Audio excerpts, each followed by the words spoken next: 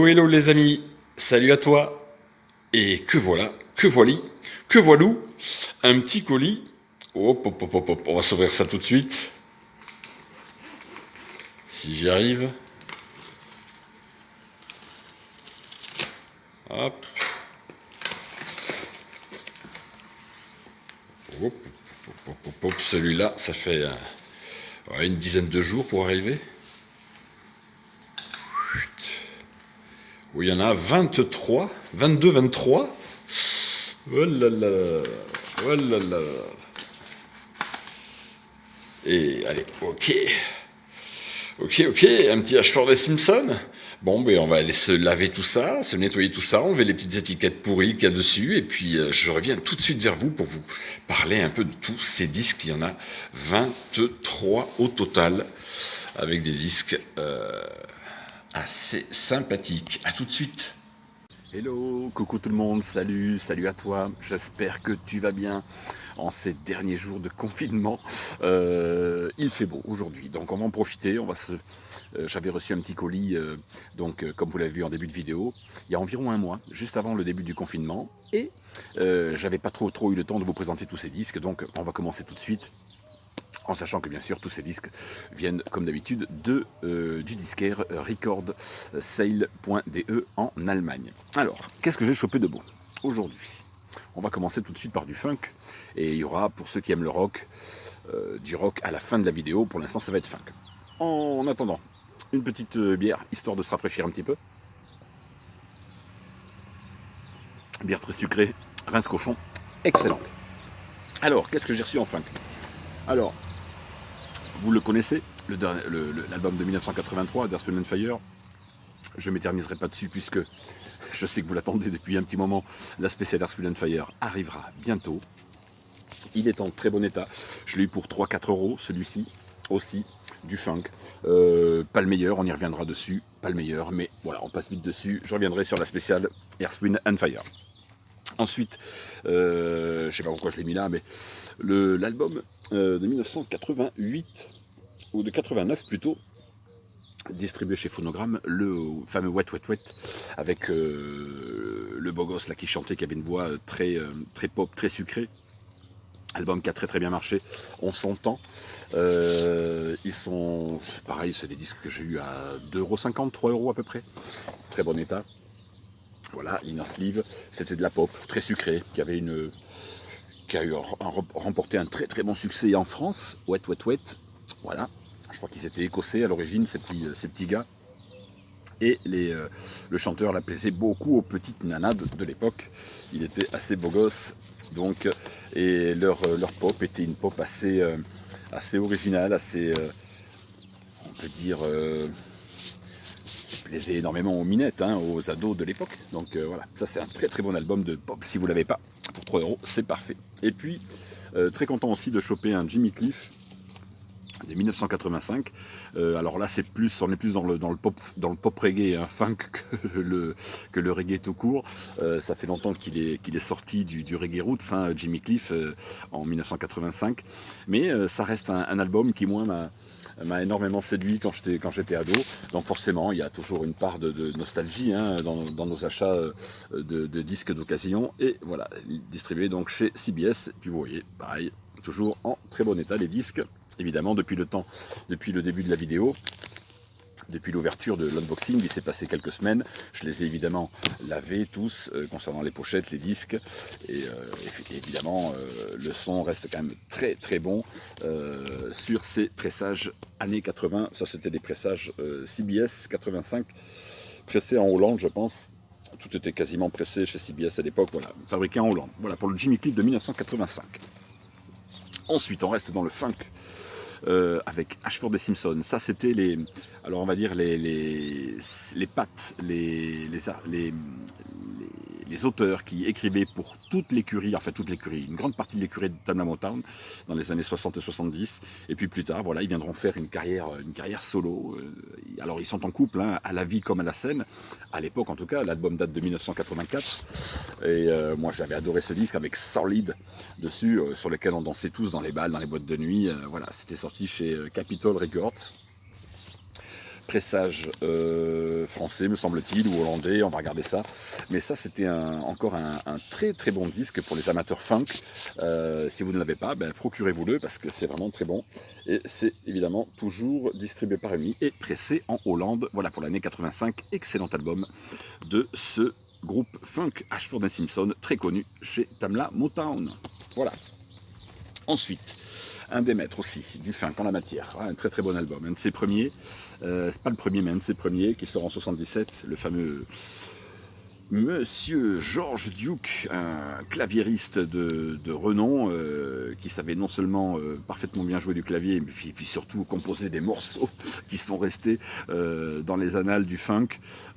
À la base, c'était un claviériste, jazz funk, jazz fusion, et puis il a viré tout doucement au funk, en faisant des albums vraiment gigantissimes, avec cette bonne tête d'un bon nounours black américain. Alors là, c'est un pressage US, sorti chez Epic, voilà, avec le macaron original, puisque cet album sort en 77.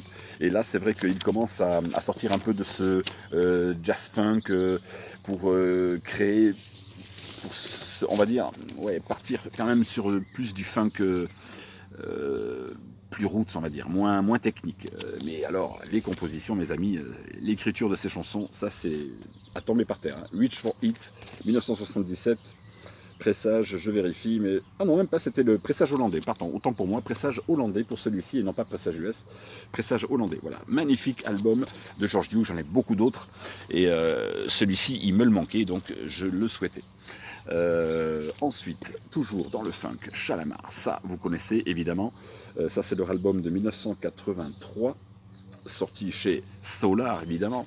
Alors Solar, que voulait dire Solar? Eh bien, ça voulait dire tout simplement Sound of Los Angeles Records. Et ouais, là c'était évidemment, vous le connaissez, les amateurs funk connaissent très très bien, est-ce que vous le voyez ici? Parfait. Voilà, voilà le macaron que tout le monde connaît, superbe, avec les couleurs arc-en-ciel. Alors The Look est encore un très bon disque de ce groupe qui sévira de 77 environ à la fin des années 80, mais là on est encore dans leur, on va dire, dans leur période âge d'or, hein, à Shalamar. Quel groupe funky, extraordinaire. Je vous ai pas montré les petites photos sympas, alors en noir et blanc. Voilà, ici, derrière aussi, voilà, très bon disque funk. Très très bon, si vous aimez ce groupe évidemment, vous ne serez pas déçus, vous pouvez acheter tous leurs albums de 77 à 85, 86 environ, il n'y a rien à acheter, alors évidemment après ça deviendra de plus en plus électro-funk, ça sera un petit peu vers la fin de ce mouvement funk, hein, de toute façon vers la fin des années 80, mais là on tient encore un très très bon album, avec donc les titres ici au dos que vous pouvez voir, et c'est toujours donc The Look, sorti en 83 chez... donc Solar bien sûr, c'était distribué, ouais c'est ça, par Warner, pressé en Allemagne, et Warner Communication Company. Voilà pour le Shalamar de 83 extra. Et on continue toujours avec des albums incontournables dans le funk. Madame Chaka Khan en 86 nous revient 2 ans après son carton avec I Feel For You, un morceau sur lequel on dansait tous un peu le Smurf, nous quand on avait 15-16 ans, c'était la mode, mais on avait encore... énormément aimé cet album qu'elle sort en 86. Voilà. Toujours en pressage hollandais, me semble-t-il. Non, pressage français classique. Voilà. Et oui, c'était une artiste, évidemment, hein, avec une voix, une des déesses hein, du funk. Hein, très, très grande voix, quoi. Chaka Khan, la Miss Chaka Khan, extra.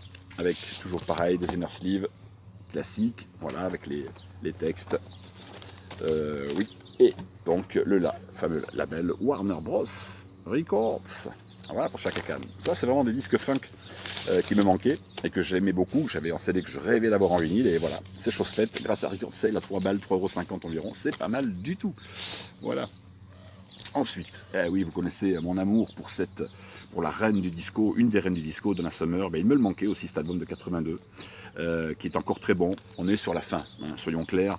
82-83, voilà. Elle survole les charts depuis déjà des années, depuis 75, hein, depuis son fameux Love to Love You Baby, que je possède également en vinyle. Et puis là vont arriver, on va dire, ces derniers albums à grand succès commercial. Très joli inner sleeve avec de belles couleurs, toujours chez Warner Bros Records, bien sûr. Voilà, toujours des disques impeccables hein, pour 3 €. Vous vous rendez compte, je vous les remontre à chaque fois parce que c'est vrai que Et ouais, c'est pas mal, hein. Des petites rayures superficielles comme ça, à peine en surface, et qui donc ne pénalisent en aucun cas l'écoute. Euh, Quasiment très très peu de craquements, juste les petits craquements qu'il faut, hein, qu'on aime bien sur le vinyle, mais tant que ça ne dépasse pas la musique, ça n'empiète pas sur le son du disque, tout va bien. Donc c'est que en surface, donc on l'entend pas à l'écoute. Et ça, forcément, l'album de 1982, eh ben, avec Mystery of Love, Woman in Me, Protection, il est assez connu. Et puis ouais, on était un peu gaga de cette fille, hein. On l'a trouvée très belle, je la trouve toujours très belle d'ailleurs sur ses photos. Et ouais, la magnifique Donna, 1982. Voilà, ces derniers albums, et puis le suivant évidemment avec She Works Hard for the Money. Et oui, ça évidemment, hein, tout le monde l'a entendu sur les radios, sur les ondes, en boîte de nuit en 83. Ben voilà, on peut dire son dernier album, qu'est-ce qu'elle était belle cette petite Donna Summer, mon Dieu. Très très jolie fille et très jolie femme. Et voilà, l'inner sleeve classique avec encore de belles photos d'elle. Et donc elle a distribué chez Mercury, puisque là on est sur du pressage pressage hollandais avec un macaron Mercury comme ça bleu. Ils sont peu communs ceux-là, j'en vois pas souvent des Mercury bleus comme ça. Donc voilà, ça c'est encore un disque.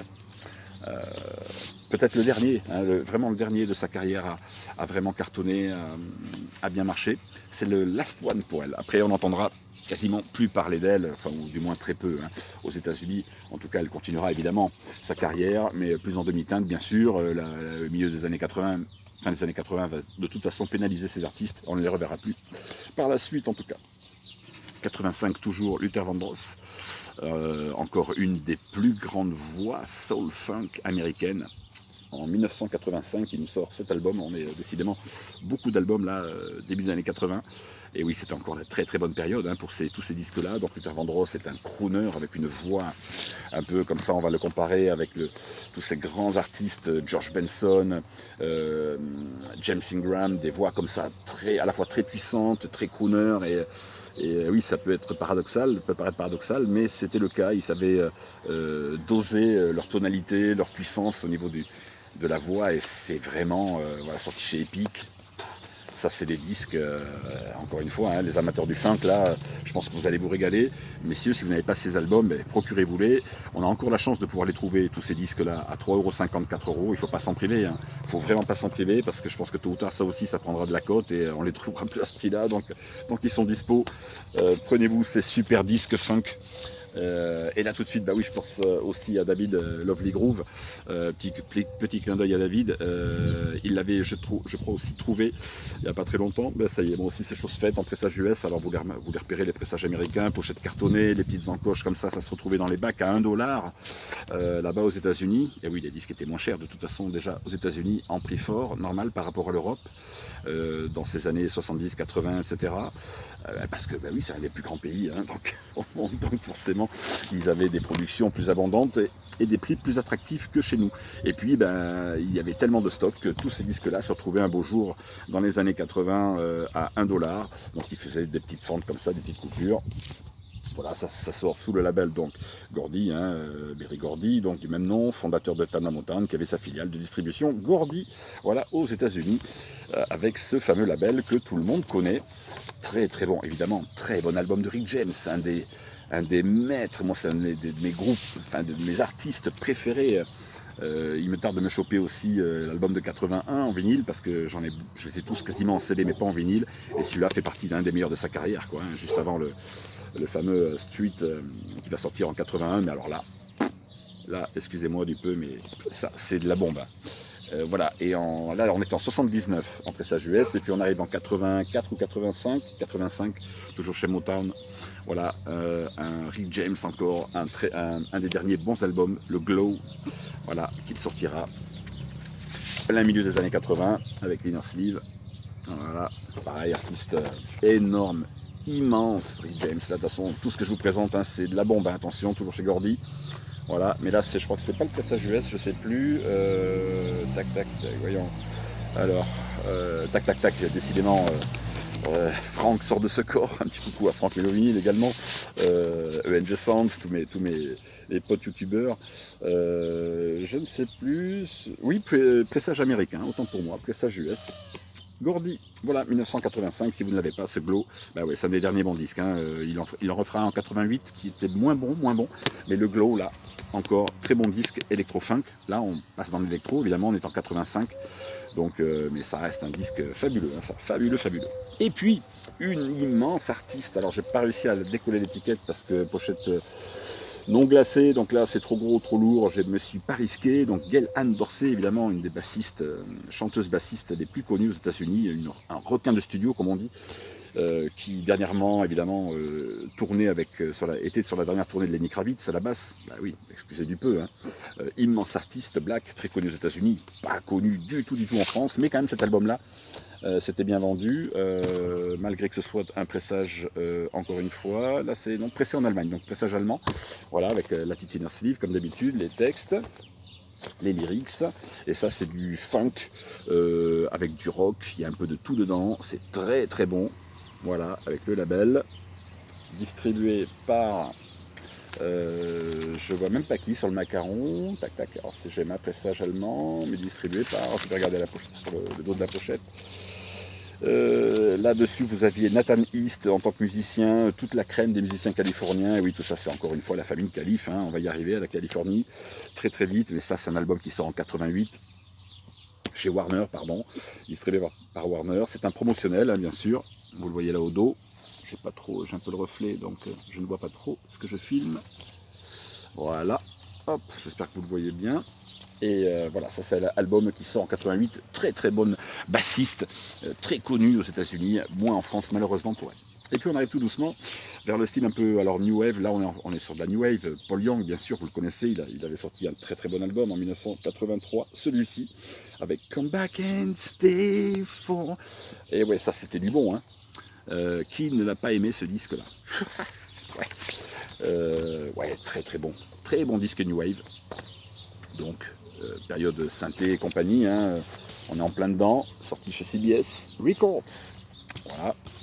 Oui, pour les gens qui aiment la bonne New Wave, attention, il y a tellement de déchets dans ce genre-là musical, mais comme dans tous les autres genres d'ailleurs aussi.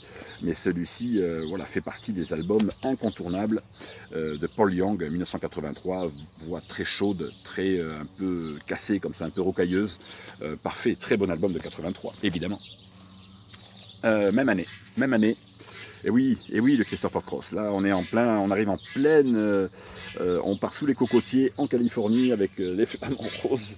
1983, distribué chez Warner, le fameux album de Christopher Cross, avec évidemment All Right dessus, qui passait sur toutes les radios. Encore une fois, ça c'est des albums qui se sont vendus évidemment à des millions d'exemplaires, donc on les trouve à 3 € chez Record Sale, et c'est quand même assez sympathique. Regardez un peu l'inner, magnifique, très très jolie photo, hop, et on a donc le petit macaron Warner Bros personnalisé pour l'album de Christopher Cross. Voilà, alors album évidemment, hein, purement californien, très soft, parce que c'est pareil, dans la musique californienne il y a beaucoup de choses, beaucoup de styles divers, et encore une méthode Direct Metal Master qui permettait d'avoir une qualité assez sympa. Et c'est vrai qu'il sonne très très bien ce petit Christopher Cross. J'en profite, on est en Californie, une petite gorgée.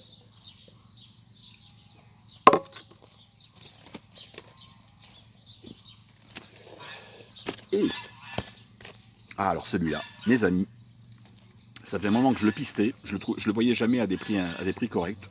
Et ben voilà, c'est chose faite. Enfin, le Sports de 1983, Huey Lewis and the News, pareil, une des plus grandes voix des années 80. Hein. Immense star, Huey Lewis, là-bas, qui a très très bien également marché en Europe, avec son album Sports, juste 2 ans avant l'album Fort que je vous avais présenté, qui est très connu aussi, qui avait repris Power of Love sur la BO de Retour vers le futur. Là, on est en 83, c'était pas son premier album solo, hein. Je crois qu'il avait fait d'autres avant, et on est sur du Chrysalis Records. Voilà, en pressage américain, s'il vous plaît. Donc là, je suis très fier de ma prise, parce que pareil, je crois que je l'ai payé 4,50 € celui-ci, un truc comme ça. Et l'avoir en pressage américain, donc forcément, ça le fait, parce que bah oui, le son, de toute façon, c'était au-dessus, hein, de nous.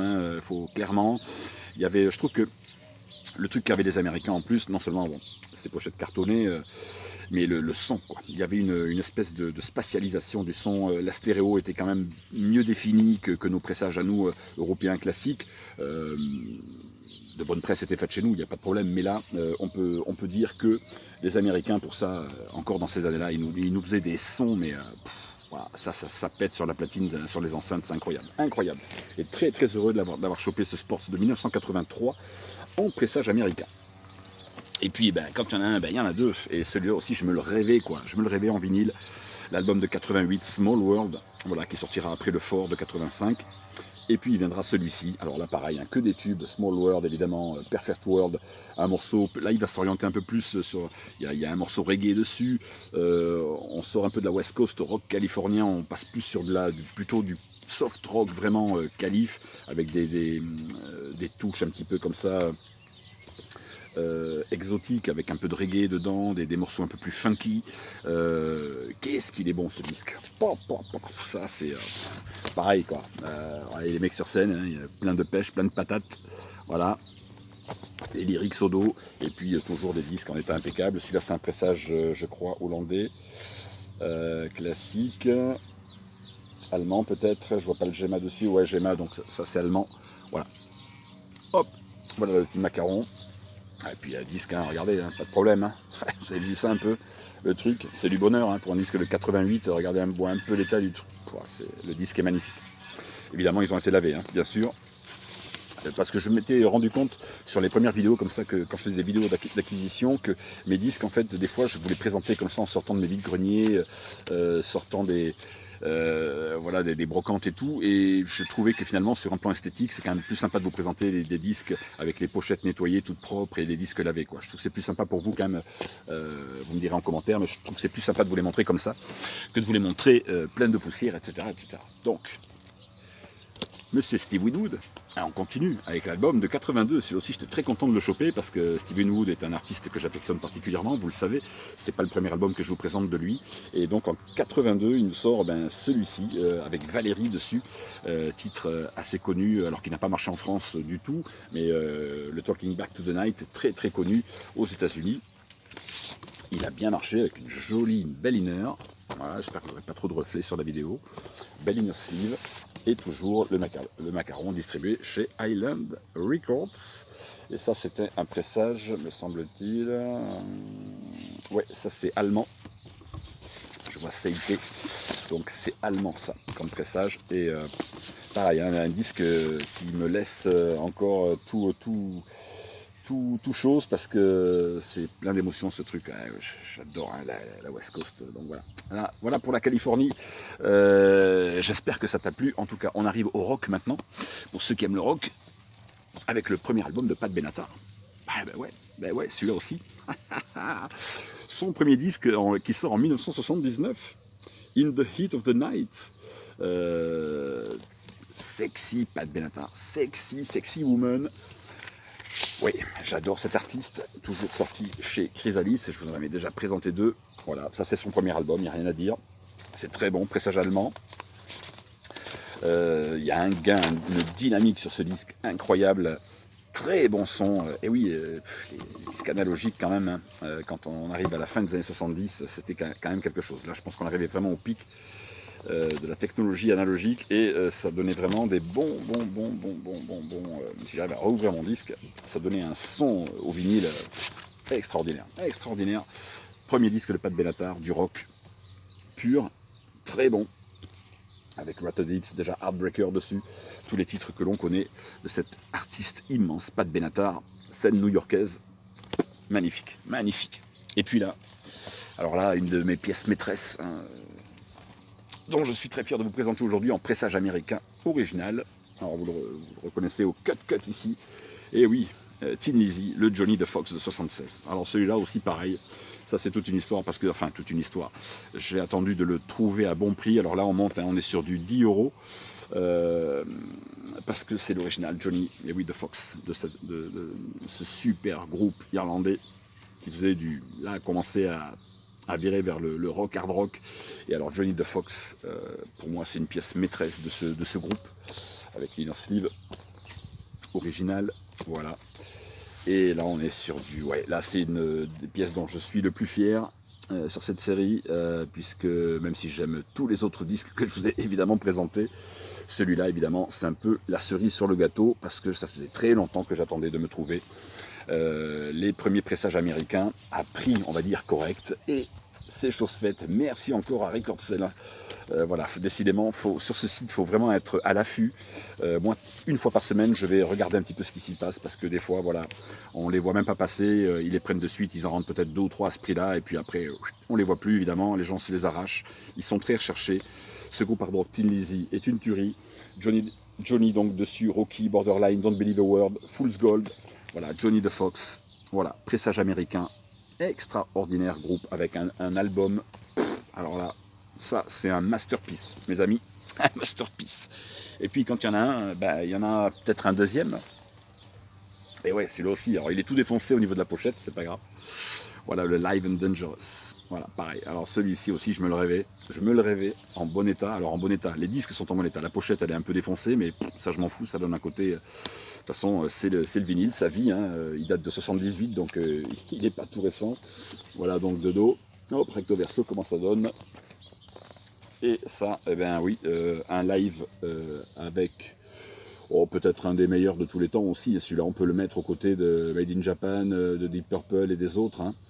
Superbe, superbe, superbe. Alors en plus sur scène, alors déjà qu'en studio ça envoyait sa race, hein, mais alors là sur scène, je peux vous dire, celui-ci, avec notamment la balade dessus, Rosalie, je crois, enfin je sais plus, Still in Love with You, pardon, sur la phase 2.